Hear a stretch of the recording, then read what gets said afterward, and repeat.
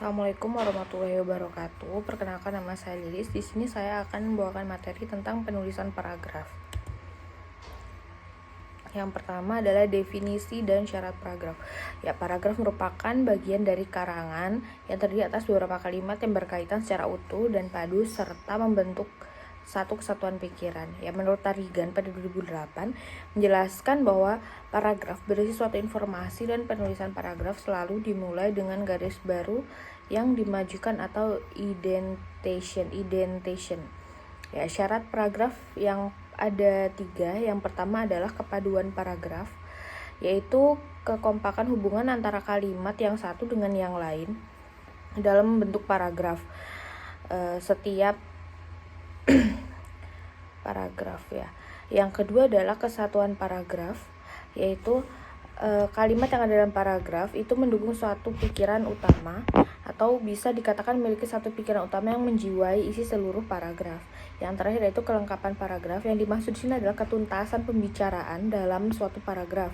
Hal ini bisa dilakukan dengan menghadirkan kalimat-kalimat penjelas yang cukup menunjang kalimat topik, yaitu memiliki beberapa penjelas pendukung mengenai pemikiran utama.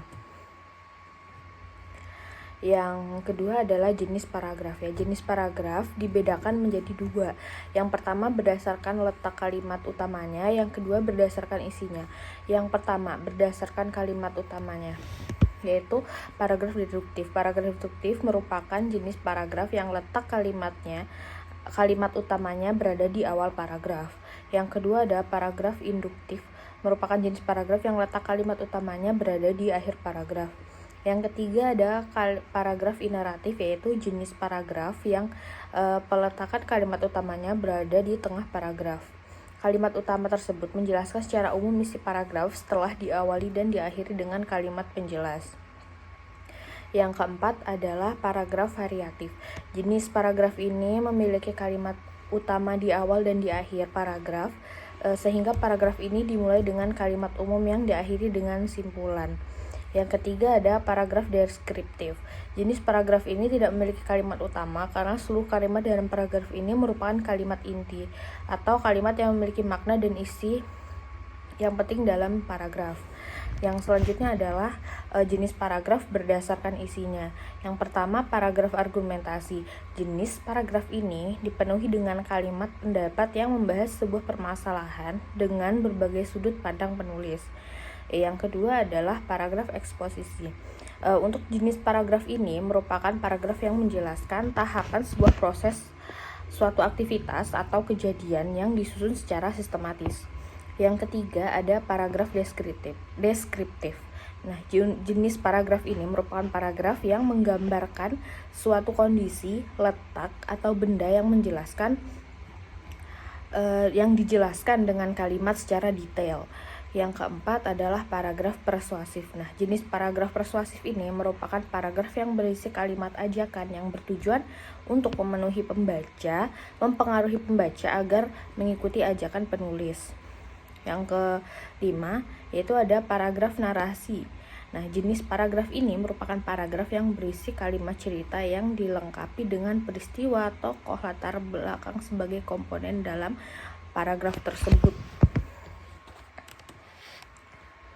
Nah, yang selanjutnya adalah teknik pengembangan paragraf. Paragraf dapat dikembangkan dengan berbagai cara, yaitu umum, khusus, khusus umum, generalitas, definisi, sebab akibat, akibat sebab, sebab akibat 1, akibat 2, analogi, kronologi, perbandingan, dan contoh. Nah, untuk yang pertama yaitu umum khusus. Paragraf umum khusus dimulai dengan pikiran utama, pernyataan umum, kemudian diikuti pikiran-pikiran penjelas lain yaitu pernyataan khusus. Yang kedua itu khusus umum. Paragraf dimulai dengan pikiran-pikiran penjelas yaitu pernyataan khusus, kemudian diikuti dengan pemikiran utama atau pernyataan umum.